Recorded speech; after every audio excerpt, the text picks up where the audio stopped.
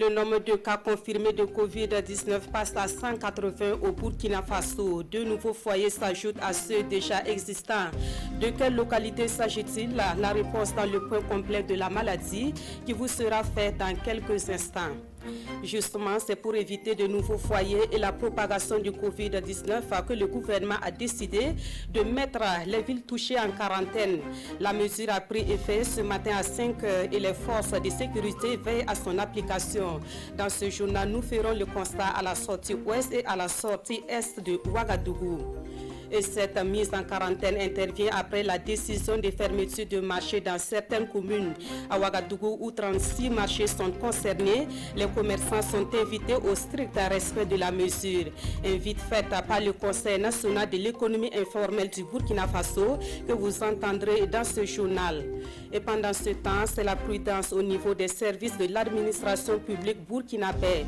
Travailleurs et usagers sont soumis au respect des consignes de protection contre le Covid-19. Nous ferons le constat dans quelques services à Ouagadougou et à Gawa. Mesdames, Messieurs, bonsoir. Merci de nous suivre. 180 cas de Covid-19, dont 147 pour la seule ville de Ouagadougou et 2 nouveaux décès. C'est le dernier bilan concernant l'évolution de la maladie au Burkina Faso. Autre nouvelle, 2 nouveaux foyers de la maladie sont enregistrés, à savoir Sendou dans les Cascades et Kongoussi dans le centre-nord. Le point complet avec Jean-Eudes Bayala et Oumou Sissé. 28 nouveaux cas portant à 180 le nombre de malades du Covid-19 au Burkina Faso à la date du 26 mars 2020. Et la seule ville de Ouagadougou compte à elle seule 147 malades. Vous avez 147 à Ouagadougou, donc le cumul, 13 à Bobo-Dioulasso, 6 à Boromo, 3 à Dédougou, 2 à Oundé, 1 à Banfora, 1 à Manga, 2 à Zoro, 3 dans le Sendou et 2 à Kongoussi. Donc, comme vous le remarquerez, il y a donc 2 nouveaux foyers. Et je reviendrai là-dessus. Il s'agit du foyer de Sendou et de Kongoussi. Donc, vous avez 57 femmes et 133 hommes. Les décès, on a 2 nouveaux décès qui portent à 9 le nombre de décès. Des cas arrivés très tardivement au centre de prise en charge, selon le professeur Martial Ouedraogo. Néanmoins, l'on compte 2 nouvelles guérisons, portant à 12 le nombre de personnes guéries du Covid-19. Très probablement, dans les prochains jours, on aura d'autres guérisons, parce que l'évolution de l'état clinique des patients que nous suivons nous laisse quelques espoirs. Et également, il y a des tests primaires que nous avons faits qui montrent que la virémie est en train de baisser et que très probablement dans les prochains jours, nous aurons le plaisir de vous annoncer d'autres guérisons. À la date du 26 mars, le centre d'appel d'urgence contre le coronavirus a reçu 12 410 appels. Le comité a également procédé à la désinfection de sites. Il s'agit entre autres du ministère en charge de l'éducation, de la CNSS et d'une quarantaine de domiciles. Et pour accompagner les populations, des actions sont en cours. Notamment en ce qui concerne la sécurisation des approvisionnements du pays, des mesures également en ce qui concerne la maîtrise des fluctuations des prix des produits de grande consommation. Les équipes du ministère sont sur le terrain constamment pour relever les différences de prix par rapport aux prix officiellement pratiqués et sévissent donc par rapport à ça. Il y a également le travail qui est fait pour ce qui est de la mise à disposition des initiatives, notamment liées à la question des solutions hydroalcooliques et tous les autres aspects. Et puis vous avez vu bien sûr la question des prix homologués qui a été décidée en ce qui concerne le gel et un certain nombre de produits tels que les solutions hydroalcooliques pour l'hygiène corporelle ainsi que pour les marques de protection. Un appel est donc lancé à tous les acteurs de faire confiance au gouvernement, car des mesures sont à l'étude pour permettre d'atténuer l'impact économique de la pandémie. Vous le savez, depuis 5 heures du matin ce 27 mars, la mesure de la quarantaine est entrée en vigueur pour les villes touchées par le Covid-19. Pour faire appliquer cette mesure, les forces de sécurité sont déployées aux entrées et sorties de la capitale.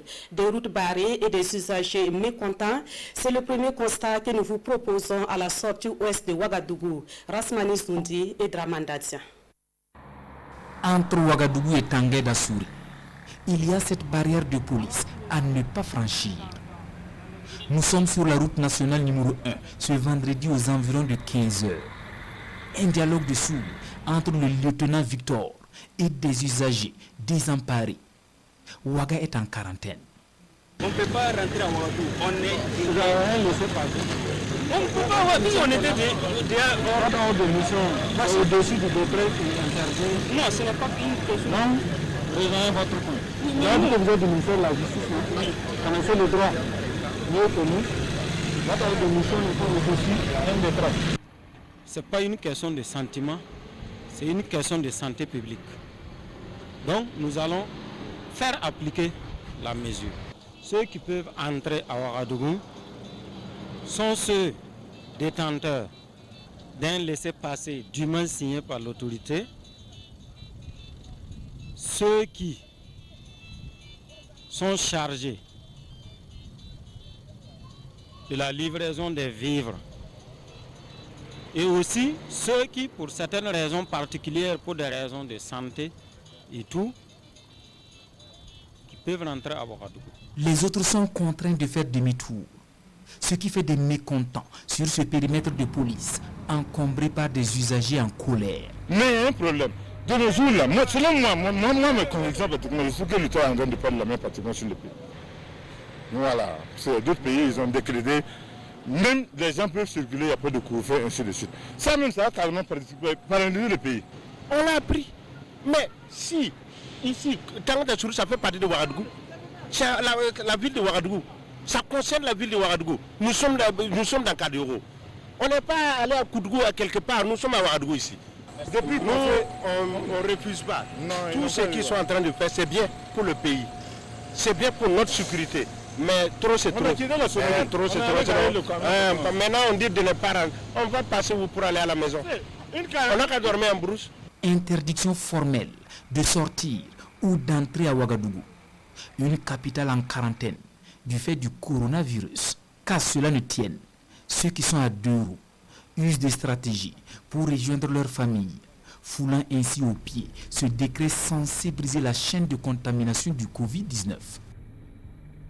Même ambiance à la sortie est de Ouagadougou. Sur l'axe Ouagakoupela, la mesure de la quarantaine est respectée grâce surtout à la présence des forces de sécurité. Mais il y a ces récalcitrants qui disent être surpris par cette décision du gouvernement. Images et commentaires avec Idrissa Warga et Issa Kanana. Route nationale numéro 4, Ouagadougou-Fadane-Gourma, ce vendredi matin. Quelques heures après l'entrée en vigueur de la mise en quarantaine de la capitale burkinabé, voici l'ambiance à l'entrée et la sortie est de la ville. Ce tronçon, habituellement bien fréquenté, est depuis ce matin presque désert. Sur tout le long de la route, des gros porteurs en partance ou en provenance de Ouagadougou. Le trafic, il y a une petite circulation, mais c'est précisément les gros porteurs.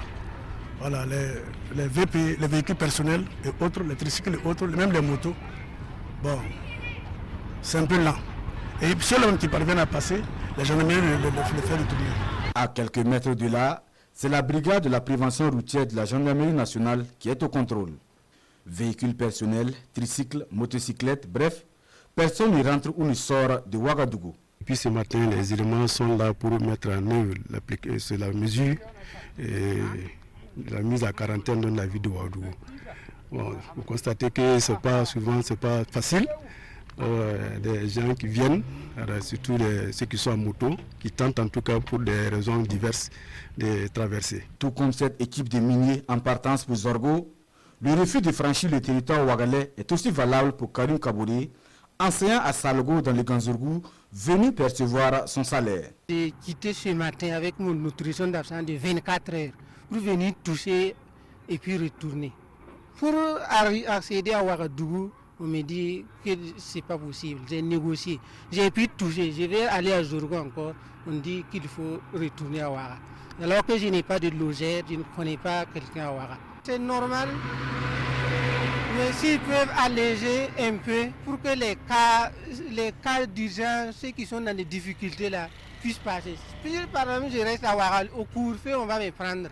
Et la maladie même peut m'attraper là-bas encore. Mais si on me permet, je vais rentrer encore et puis me caser en attendant encore. Dur à l'ex, cède l'ex. La loi est dure, mais c'est la loi. L'adjudant-chef-major Suleiman Ki et ses hommes veillent au grain. Nous tentons en tout cas d'expliquer donc à ces usagers-là le bien fondé de cette mesure qui, en tout cas, elle a été prise pour freiner l'avancée de cette pandémie. Donc, souvent les gens arrivent à comprendre, d'autres aussi, ça contre-cœur qui font demi-tour. Tout compte fait, toutes les difficultés que nous rencontrons, nous rendons compte de la hiérarchie et qui nous revient, c'est la hiérarchie dont nous revient avec des solutions. Alors, on s'en sort dans tous les cas. Ici, à l'entrée est de la capitale, la quarantaine est donc appliquée dans toute sa rigueur. Et l'adjudant-chef-major Suleiman Ki invite les usagers de l'axe Ouagadougou-Fadane-Gourma au respect de la mesure.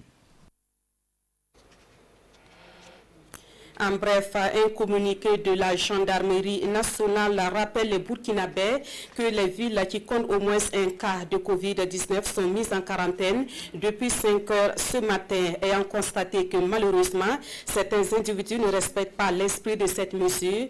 La gendarmerie appelle les citoyens à collaborer avec elle en respectant strictement la mesure prise dans l'intérêt de tous. Et l'autre mesure face à la maladie au niveau de Ouagadougou, c'est la fermeture de 36 marchés. La mesure est en vigueur depuis hier, mais visiblement elle n'est pas respectée au marché Sambeya de Tanguay. Ce matin, il a fallu l'intervention des forces de l'ordre pour déguerpir certains commerçants. Nous voyons cela avec Issaka Oudraogo et Sekou Zongo. Sambeya de Tanguay ce matin, c'est la débandade. Une descente inopinée des forces de l'ordre met fin aux activités de ces commerçants. Il faut quitter les lieux et au plus vite.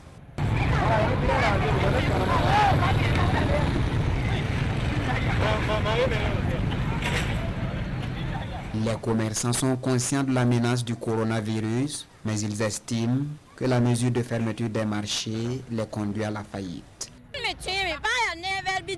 Qu'ils se mettent à notre place.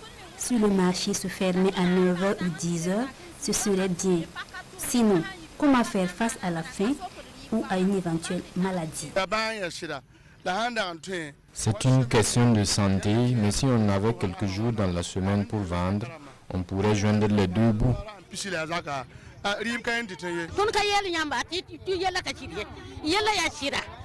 Nous sommes vraiment conscients de la situation, mais nous n'avons rien et vous ne nous aidez pas.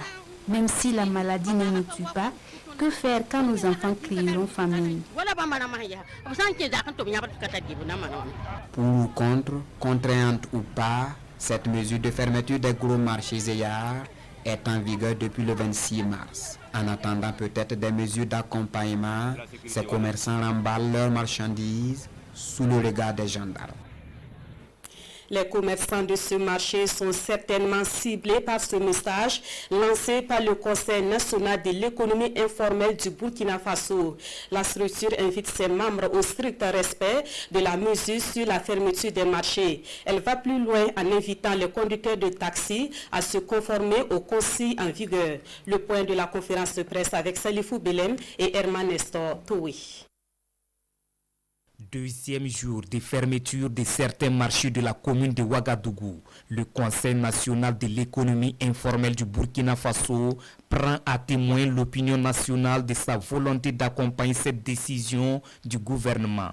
De concert avec les responsables des 10 marchés, le Conseil s'engage à limiter la propagation du Covid-19, mais il entend plaider auprès des autorités pour des mesures d'accompagnement au profit de ses membres. Il s'agit du suivi de l'évolution de la maladie avec le ministère de la Santé pour une réouverture des 10 marchés avant la date du 20 avril, dès que la situation le permettra.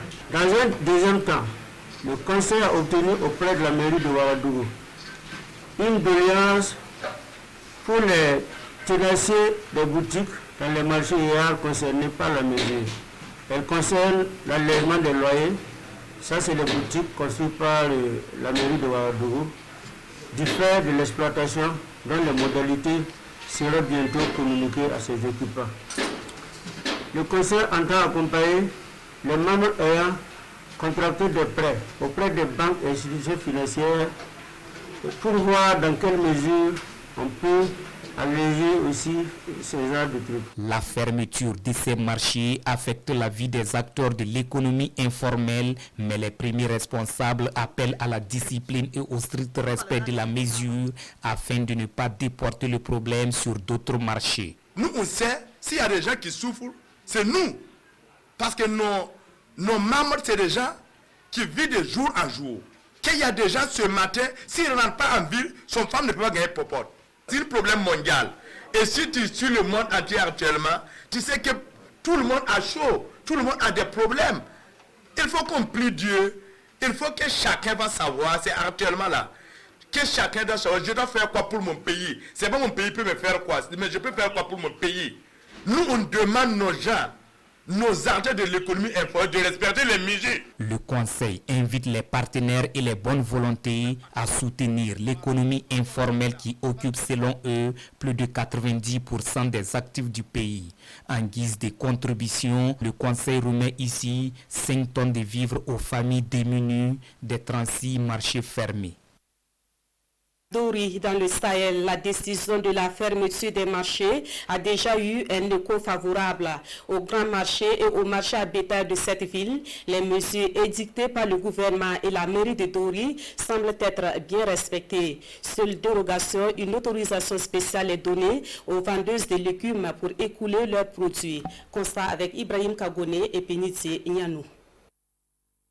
Nous sommes au 27 mars 2020. Le marché à bétail de Dori, qui grouillait de monde et de bétail, s'est vidé de ses occupants.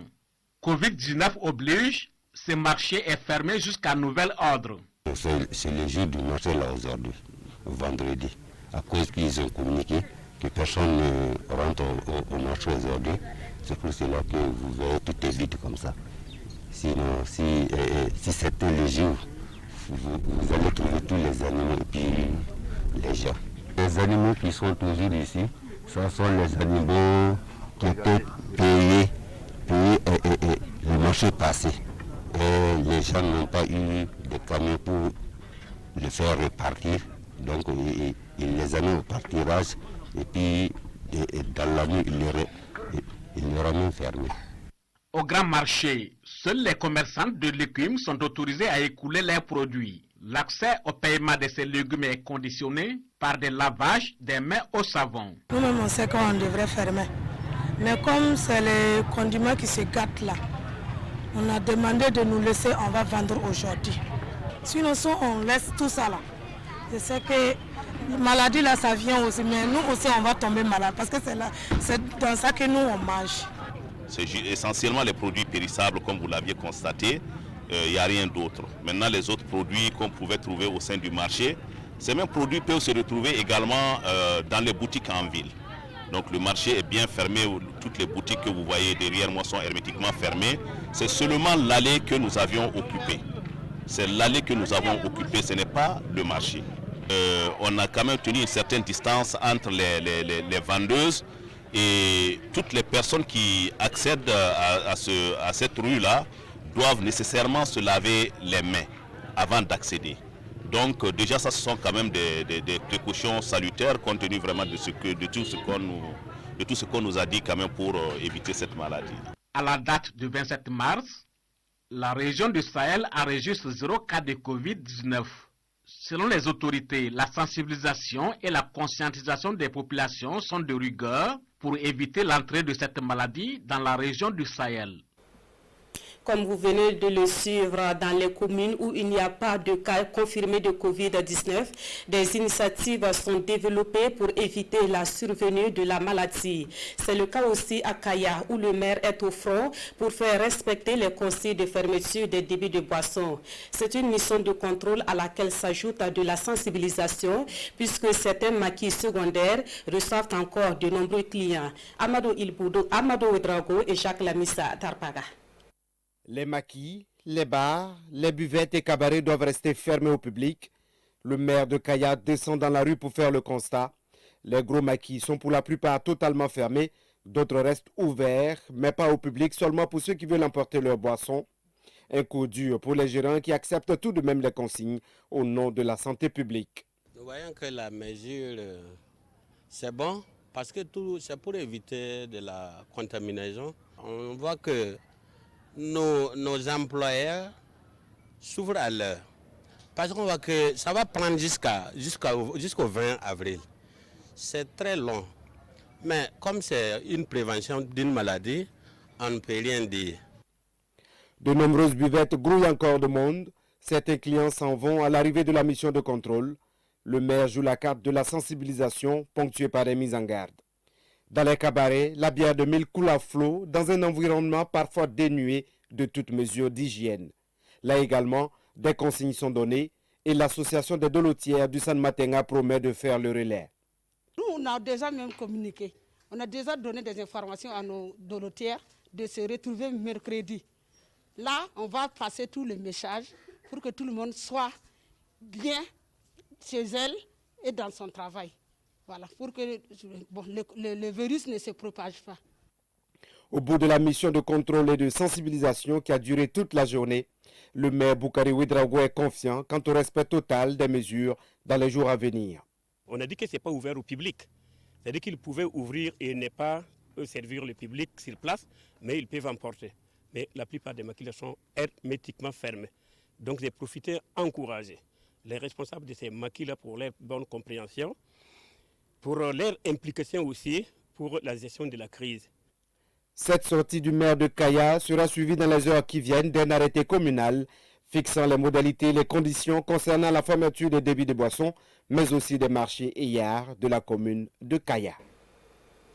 Pas de cas suspects ou confirmés de Covid-19 au district sanitaire de Wayuguya dans la région du Nord. Mais là aussi, les premiers responsables sanitaires jouent la carte de la prudence à travers la sensibilisation. Hier, ils ont sillonné quelques centres de santé et d'autres services de la ville pour s'assurer des dispositifs mis en place pour barrer la route à la maladie. Irénée Kabouré, Alidou Alain Savadogo. 0 cas de Covid-19 à Wayuguya à ce jour 26 mars et le responsable du district multiplie les actions pour faire barrage à la pandémie dans son aire sanitaire. Il effectue une tournée de supervision et de sensibilisation dans les structures privées et publiques pour constater la présence des dispositifs de protection recommandés. Des centres de santé et de promotion sociale CSPS, aux banques en passant par les alimentations et les pharmacies, Ousseini Ouedraogo prodigue des conseils. Le cri de cœur, c'est que vraiment tout le monde respecte les mesures individuelles, mais également qu'on puisse mettre collectivement en œuvre les mesures de riposte contre cette maladie. Globalement, le dispositif est en place. C'est vrai qu'il y a des insuffisances par endroit, mais avec la sensibilisation qu'on a eue sur le terrain, nous osons espérer que à la prochaine visite, tout ce qui doit être mis en place au niveau de ces structures-là seront disponibles. Outre les tournées de sensibilisation, le MCD a initié des séances de briefing sur le Covid-19 au profit des agents de santé et des autorités administratives de sa zone de couverture. Lorsque nous avons fini la formation, nous avons tenu aussi des briefings au niveau des CSPS, ici, avec les agents pour passer l'information, la conduite à tenir. Voilà pourquoi il y a ces affiches là-bas. Il y a les définitions des cas qui sont là-bas. Il y a les conduites à tenir en cas de cas suspects, cas de cas confirmés, les prises en charge, les algorithmes, et également aussi la sensibilisation à l'égard de la population. Des affiches de sensibilisation sur le coronavirus sont aussi remises aux structures visitées. Pas besoin de vous dire que tous les secteurs de la vie sont exposés au Covid-19. Au niveau des services de l'administration publique burkinabé, des mesures sont prises pour éviter au maximum des cas de contamination. À cela s'ajoutent d'autres initiatives qui sont développées pour assurer la continuité du service. Constat à Ouagadougou avec Amadou Ilboudou et Sekou Zongo.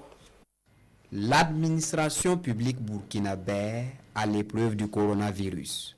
Dispositif de lavage systématique de mains des usagers des services, masques de protection pour certains, l'heure est à la résistance au Covid-19 dans les services publics. Au ministère de la Justice, le système de permanence est en vigueur afin d'éviter la présence de plusieurs agents dans les bureaux en même temps. Je suis seul aujourd'hui pour assurer la permanence. Donc, compte tenu de la maladie liée au coronavirus, donc nous avons bien voulu prendre des mesures de précaution pour nous-mêmes et pour d'autres personnes. Donc aujourd'hui c'est mon tour de rôle. Donc hier c'était le chef de service, avant-hier c'était mon collègue aussi. Au ministère de la Justice, le secrétaire général a pris un certain nombre de mesures, notamment la distribution de gel hydroalcoolique dans tous les bureaux et également une note qui dit qu'on ne doit pas être plus de 2 dans un bureau. Voilà. Donc ça fait qu'on a organisé les bureaux de telle sorte qu'il y ait chaque fois quelqu'un qui soit là. L'autre vient le lendemain. Voilà. Au niveau des directeurs, comme ils sont seuls dans leur bureau, ils sont là tout le temps. Les structures attachées au ministère en charge de la justice, comme les maisons d'arrêt et de correction, les palais de justice, des mesures restrictives y sont également appliquées. Les visites sont interdites aux personnes extérieures, sauf il y a quand même des aménagements pour les avocats, pour les familles qui veulent amener la nourriture aussi. On peut accepter que la nourriture parvienne aux détenus. Au niveau des palais de justice, il y a une note du ministre qui est sortie et qui interdit les personnes extérieures. Il convient de préciser également au niveau des juridictions que le Conseil supérieur de la magistrature a pris une résolution qui est entrée en vigueur le mardi 24 pour suspendre l'activité juridictionnelle au niveau des juridictions pour une période de 2 semaines. Nous sommes devant le bâtiment administratif, le cœur de l'administration à Ouagadougou. Ici, au 2e et 3e niveau du bâtiment, le ministère de la Communication prend le taureau par les cornes pour permettre la continuité du service en attendant des directives du ministère de la Fonction publique. Nous essayons de nous adapter un peu à la situation et de telle sorte à ne pas exposer les travailleurs et favoriser la propagation du virus.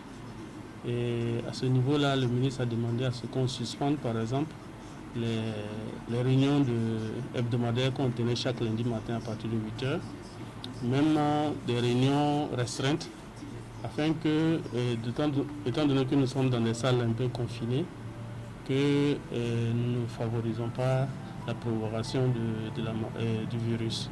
Et certainement, vous avez pu le constater, peut-être en Bénin, les gens ne se tendent plus la main. Donc on se salue un peu de loin.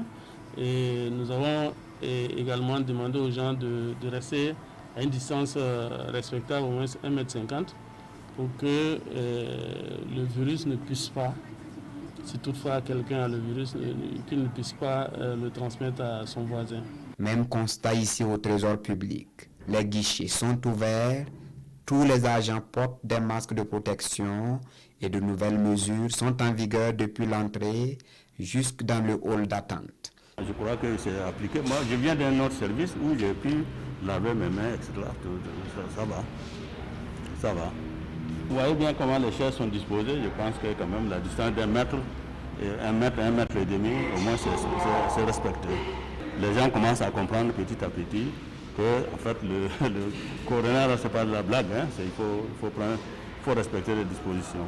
L'administration publique est en alerte maximum face à l'épidémie du coronavirus.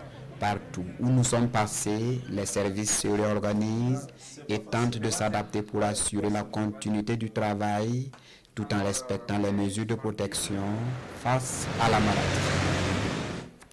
Situation presque similaire dans les services publics à Gawa, dans le sud-ouest. Dans cette ville, des dispositifs sont mis en place dans la plupart des services pour éviter des cas de Covid-19. Mais malheureusement, à certains endroits, ce n'est pas encore le cas. Voyons tout cela avec Kassoum Tony et Jidekael Poda. Des dispositifs ordinaires sont mis en place en fonction des moyens. Chacun joue sa partition pour stopper la propagation du coronavirus et sécuriser ses services.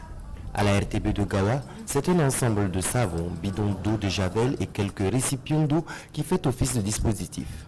À la direction provinciale des impôts du Pony, le constat est tout autre. Une personne est mobilisée pour interpeller tous les usagers et les travailleurs à se laver les mains. Donc on nous a mis un dispositif de lave-main avec du savon. Donc tous les usagers qui viennent pour les formalités fiscales donc, sont tenus de passer par là pour laver leurs mains. Donc, afin d'avoir accès au service. Dans les différents bureaux, que ce soit à l'assiette comme au recouvrement, les agents sont également protégés. Au-delà de se laver les mains, l'un des caissiers porte des gants et une bavette.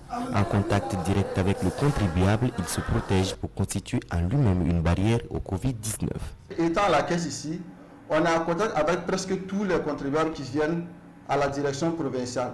Et chaque contribuable va s'exprimer. En s'exprimant, on peut contracter la maladie à travers ses salives et autres. L'argent même que nous encaissons peut être contaminé.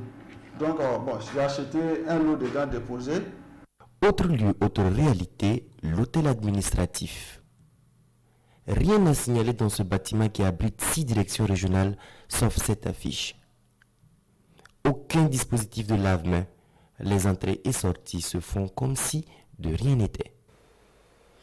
Au plan mondial, la maladie a franchi le cap de 500 000 personnes contaminées. Ce chiffre serait même en deçà de la réalité selon certaines sources. Actuellement, la plupart des victimes sont comptées en Italie et en Espagne, mais les États-Unis sont en train de devenir le nouvel épicentre de la pandémie. Les États-Unis sont désormais le pays le plus touché par la pandémie de nouveau coronavirus. Avec plus de 83 000 infections détectées, selon l'université Johns Hopkins de Baltimore, les États-Unis ont dépassé la Chine. Pour l'heure, près de 1200 personnes sont décédées dans le pays, un chiffre encore loin de celui de l'Italie. Mais le nombre de décès pourrait augmenter très rapidement alors que les mesures de protection sont très différentes d'un État à l'autre. Selon les derniers bilans officiels, le coronavirus a infecté plus de 500 000 personnes dans le monde. Mais de nombreux experts estiment que ce chiffre pourrait être bien plus élevé en raison des méthodes de comptabilisation très différentes selon les pays. La moitié des 23 000 morts dus au Covid-19 ont été observées en Italie et en Espagne. L'Italie qui s'accroche à un ralentissement relatif de la contagion ces derniers jours. Certains estiment toutefois que les chiffres ne reflètent pas la réalité et que le nombre de décès pourrait être bien supérieur. Le sud du pays craint lui une explosion de la pandémie. En Espagne, le nombre de nouvelles contaminations et de nouveaux décès explose. Pour l'heure, les mesures de confinement n'ont pas encore fait diminuer la propagation de la pandémie. Le gouvernement a fait l'objet de sévères critiques après avoir admis que les milliers de kits de dépistage rapide achetés à la Chine étaient fiables à seulement 30%. Avec près de 1700 décès, la France est le 3e pays européen le plus touché. Les experts du pays estiment que le pic de contamination devrait être atteint le 5 avril. Ils espèrent ensuite une diminution du nombre de contaminations et de décès. De l'autre côté du globe, en Chine, le plus dur semble passer et la grande majorité des nouvelles contaminations seraient dues à des voyageurs revenant de l'étranger. Pour éviter une seconde vague meurtrière, le pays d'où est partie l'épidémie en décembre dernier va fermer temporairement ses frontières à partir de dimanche. Retour au Burkina Faso pour le rendez-vous quotidien sur un aspect de la maladie. Dans l'épisode de ce soir, nous nous intéressons à la situation des enfants, des femmes enceintes et des femmes allaitantes face au Covid-19. Je vous invite à suivre cet entretien. Merci de nous retrouver dans les jardins de la RTB pour ce moment d'éclairage sur un aspect lié au Covid-19 avec un spécialiste de la santé. Dans l'entretien de ce soir, nous parlons des enfants, des femmes enceintes et de celles qui allaitent dans ce contexte de Covid-19. Nous en parlons avec le docteur Soumaïla Koulibaly, épidémiologiste au Centre national de recherche et de formation sur le paludisme. Bonsoir docteur. Bonsoir madame. Alors, est-ce que le Covid-19 touche également les enfants? Il faut dire que le Covid-19 touche également les enfants, mais ce que nous avons remarqué, c'est que généralement pour les jeunes enfants et les enfants qui allaitent, généralement le Covid se manifeste très peu. Voilà, mais au-delà de 15 ans, généralement, les symptômes peuvent survenir, notamment comme chez la personne âgée, voilà, de plus de 15 ans. Vous pourrez avoir une toux, vous pourrez avoir une infection, voilà, avec fièvre, c'est-à-dire que le corps qui chauffe, voilà, et les autres signes. Du coup, est-ce à dire que les enfants sont donc concernés par les mêmes mesures de protection que les adultes? Oui, les enfants sont concernés par les mêmes mesures, du moment que même s'ils ne manifestent pas les signes de la maladie, ils peuvent transmettre la maladie. Donc, d'où les mêmes mesures de prévention chez les enfants que chez les grandes personnes. L'idée a été répandue que les enfants ne sont pas concernés par le Covid-19. Dans les quartiers, on voit les enfants qui jouent à longueur de journée, surtout qu'il n'y a plus les classes. Est-ce que vous avez un message à adresser aux parents par rapport à la prise en charge des enfants dans ce contexte-là? Dans ce contexte, comme on l'a dit, les enfants doivent observer les mêmes mesures de précaution que les grandes personnes. Parce que même si la fréquence de la maladie, c'est-à-dire les enfants ne font pas fréquemment la maladie comme les grandes personnes, mais il y a eu des cas qui ont été rapportés, voilà, où il y a eu des enfants qui ont été infectés et qui ont même été hospitalisés. D'où cette mesure de précaution, voilà, chez tout le monde.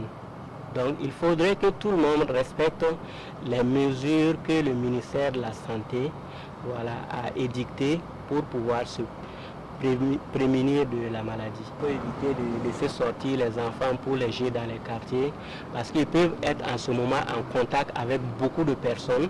Ils peuvent même attraper la maladie, même s'ils ne manifestent pas les signes de la maladie, ils peuvent contaminer ultérieurement d'autres personnes. Et qu'en est-il des femmes enceintes? Est-ce qu'elles peuvent contaminer leur fœtus? Ok, pour ce que nous savons aujourd'hui, les recherches n'ont pas pu nous démontrer aujourd'hui qu'il y a un passage du coronavirus de la femme enceinte à son fœtus.